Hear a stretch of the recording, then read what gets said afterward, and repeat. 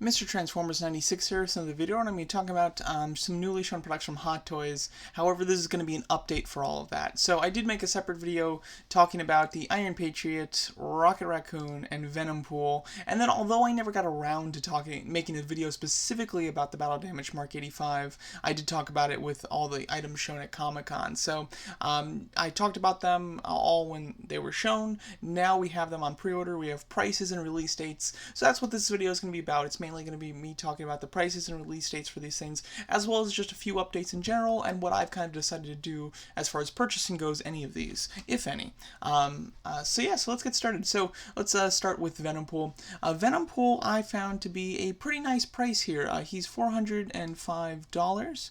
Let's see how tall he is.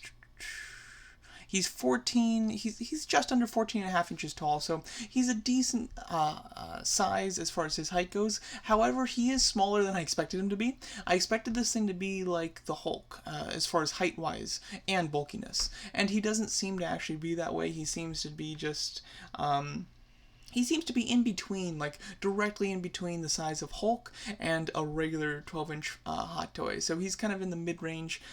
So he's bigger than your average Hot Toy, of course, but he's not as big as I was kind of expecting.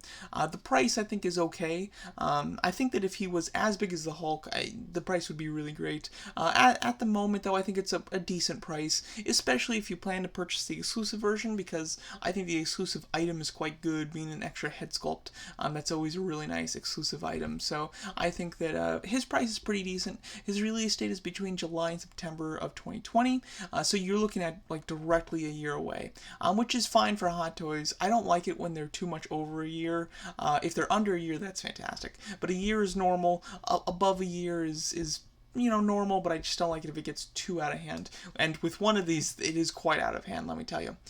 Next up, though, let's talk about Rocket. Rocket, his release date is between July and September, same as Venompool, which I think is a fine release date, of course.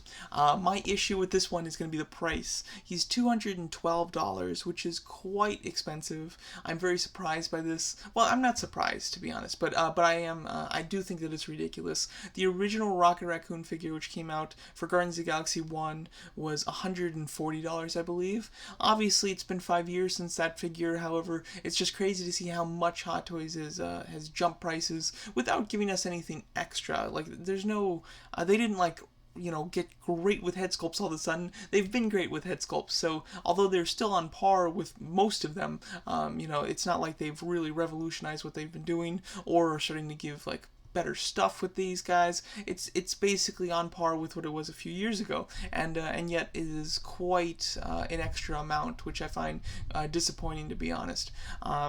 Again, like I said, I would like this guy to be about a quarter of three quarters of what it is right now. I think that $212 price range is crazy. I was kind of considering it if it was a good price, and with this price, it's a hard no for me, easy pass. Don't need this thing at all, to be honest. Next up, we have Iron Patriot. His release date is between October and December of 2020, so it's a little more than a year away. Again, okay release date, nothing too bad. His price is $469, which I find pretty good. I think that this figure is actually a little shorter than I expected as well, just like Venompool. Let's see.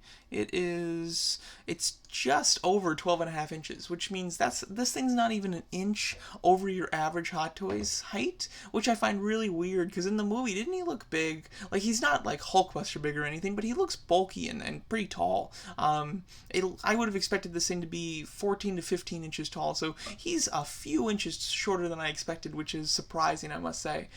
So because of that, obviously, you're getting a little less than I originally anticipated with this guy. However, I think the price is pretty decent. It's just a little bit over your average IronMan figure, and the one thing that kind of saves it is that this figure will include a head sculpt. Although it's not pictured in the images of like all of his accessories, there was another image released from Hot Toys where it's the figure like with a gray background, and it just has all of his accessories laid out, and there is a blurred out head sculpt with it. So this guy will actually come with a head sculpt, which is nice.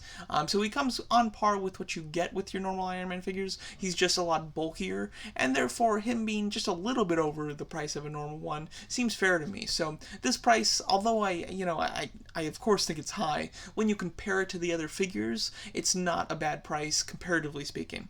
Like I mentioned before, though, I would have preferred this thing to be plastic and a little bit cheaper, especially since he's like a bulky armor and it's a war machine. I think they could have gotten away with doing a plastic version. Some people would be pissed though, but for me, I don't plan to get this one. Although I really like the design, it's not like if this was the most iconic war machine suit ever, I'd probably end up getting this because I really like the suit and it's cool. But since it's only going to be in the end battle of one movie, I don't need it. But overall, it does look cool.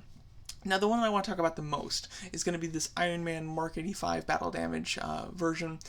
This thing is awesome. You know, I expressed it when I talked about him on display at Comic-Con. However, when the pictures came out, I was really taken back by it.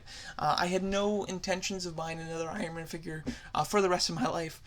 No, I figured that in like a few years, they'd do like a DX Deluxe Masterpiece, you know, crazy, awesome Iron Man figure that was just everything you could want, and I'd probably get that, but I wasn't expecting to order another Iron Man so soon though, and I did pre-order this already. I was just really taken back by it.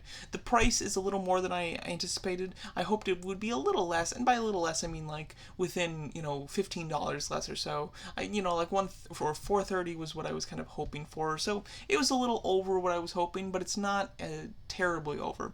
One thing that I really like about this thing too is the accessory that it comes with for the exclusive version, which is that shield. That shield is massive. The collector's edition one, same price of course, but with the exclusive you get that massive shield with them, which I think is a really cool exclusive accessory. Usually when they do exclusive accessories, they're small little extra things, and then if they do any bigger items, then they call it a deluxe edition one, and it's like an extra $20-30. So this one is really cool. For the fact that it's just an exclusive, not a deluxe, no extra money, and it's a little more limited, which is nice. So I really like that. This is just kind of, and first of all, I kind of have a tendency to lean towards damaged kind of looks for items. I like it when things come out battle damage rather than just squeaky clean. I think that that's cool, assuming that they commit to it. I don't like the ones that are like kind of half-assed, where it's got like they kind of call it battle damage, but it's just mainly a little bit of scrapes throughout it, and then like one damaged like piece. I'm not into that. I do like the fully damaged or fully clean, one or the other. But I prefer damage if I am able to choose. So to have this kind of fully damaged, and I think this is like really nicely damaged. I think it could be a little bit more damage from the torso, from the abs down. I would like to see a little bit more damage, to be honest. However, for the most part, I think this is damaged really nicely. I think it looks really cool, the damaged look just in general. I think it's really neat that this is, you know, basically the Iron Man's last moment figure. I think that that's something very special. I think that this is something that's very unique that I think a lot of collectors are going to need to have. And one thing that made me comfortable about ordering this thing is if I ever regret buying it for any reason whatsoever, I've never been so sure of a figure going up in price in my entire life, to be quite honest. I think that this is a very safe bet that this will be an extremely popular figure that does shoot up in price after this is released. So that's another kind of safety net that allows me to calmly pre-order this without worrying or having any buyer's remorse. So I'm very excited to get this thing. My biggest issue with it is that release date. The release date's insane. It's between July and September, which is the same as Venompool and Rocket. The only difference is the year. It comes out a year after those two, which come out a year from now. So this figure is 2 years away, which is crazy high. There's not too many figures that I can remember in particular going up from Hot Toys that had an original release date of 2 years away. There's some figures that have taken 2 years, but it's because they didn't hit their original release dates and they just got pushed back. One of those examples would be the Hulkbuster. He got pushed back forever. And definitely that one is took 2 years, if not a little bit more.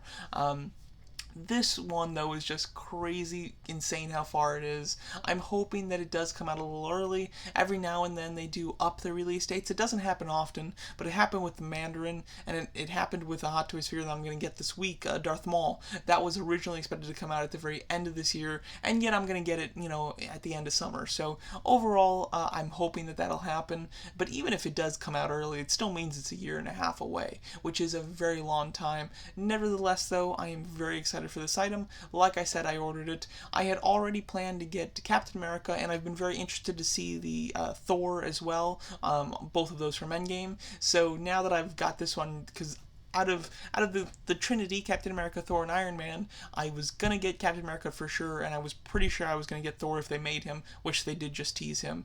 So that means the only one that I wasn't gonna get was Iron Man. And now that we got this new Iron Man that I'm getting, I think that I'll probably just buy the Trinity again. So I'll have the Trinity kind of from the original Avengers movie, from Infinity War, and from Endgame. Had I known that I was gonna get the Endgame Trinity, because I really didn't. If you asked me before Endgame came out if I was going to get them, I would say I'm going to get Captain America, but that is it.